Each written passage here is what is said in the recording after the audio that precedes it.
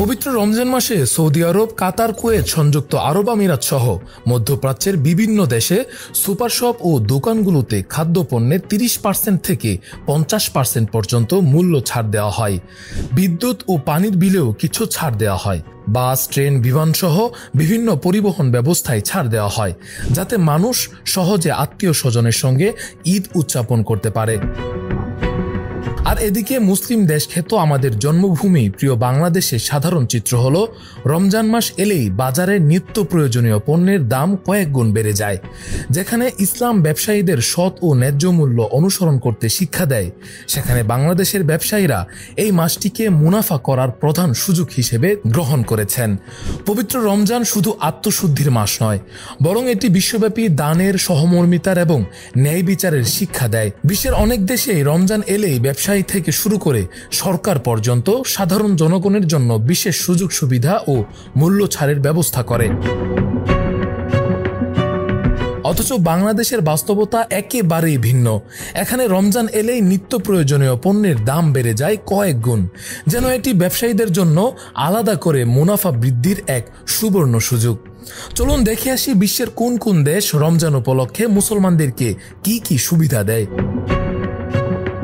পবিত্র রমজান মাসে সৌদি আরব, কাতার, কুয়েত এবং সংযুক্ত আরব আমিরাত সহ মধ্যপ্রাচ্যের বিভিন্ন দেশে সুপার শপ ও দোকানগুলোতে খাদ্যপণ্যে 30 থেকে 50% পর্যন্ত মূল্য ছাড় দেওয়া হয়। সরকারি উদ্যোগে রেশনিং ব্যবস্থা চালু থাকে, যাতে দরিদ্র মানুষ খুবই কম দামে খাদ্য সামগ্রী পায়।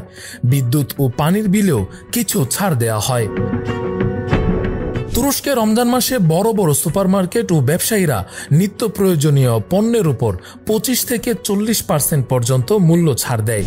সেখানে রমজান প্যাকেজ নামে বিশেষ খাদ্য সামগ্রীর প্যাকেট তৈরি করা হয়, যা গরিবদের মধ্যে বিতরণ করা হয় অথবা কম দামে বিক্রয় করা হয়। মালয়েশিয়া ও ইন্দোনেশিয়ায় রমজান উপলক্ষে সরকারিভাবে বিভিন্ন খাদ্য ও নিত্য প্রয়োজনীয় সামগ্রীর দাম কমিয়ে দেওয়া হয়। বাস, ট্রেন, বিমান সহ বিভিন্ন পরিবহন ব্যবস্থার মধ্যেও প্রচুর পরিমাণে মূল্য ছাড় দেওয়া হয়, যাতে মানুষ সহজে আত্মীয় স্বজনের সঙ্গে ঈদ উদযাপন করতে পারে। মিশর ও পাকিস্তানে সরকার বিশেষ রমজান বাজার চালু করে, যেখানে অত্যন্ত কম দামে চাল, ডাল, তেল, চিনি, দুধ সহ নিত্য প্রয়োজনীয় পণ্য বিক্রি করা হয়। মসজিদ ও বিভিন্ন প্রতিষ্ঠানের পক্ষ থেকে বিনামূল্যে ইফতার বিতরণ করা হয়।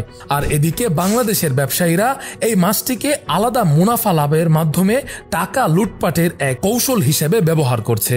ব্যবসায়ীরা কৃত্রিম সংকট তৈরি করে দাম বাড়িয়ে দেয়, আমদানির খরচ ও ডলারের দাম বৃদ্ধির অজুহাত দেখায়, যদিও অনেক পণ্য আগে থেকেই মজুদ থাকে। সরবরাহ স্বাভাবিক থাকলেও অসাধু ব্যবসায়ীরা সিন্ডিকেট করে দাম বাড়িয়ে দেয়। ইসলাম বলে ব্যবসা ন্যায্য হতে হবে এবং লোভ লালসা থেকে মুক্ত থাকতে হবে।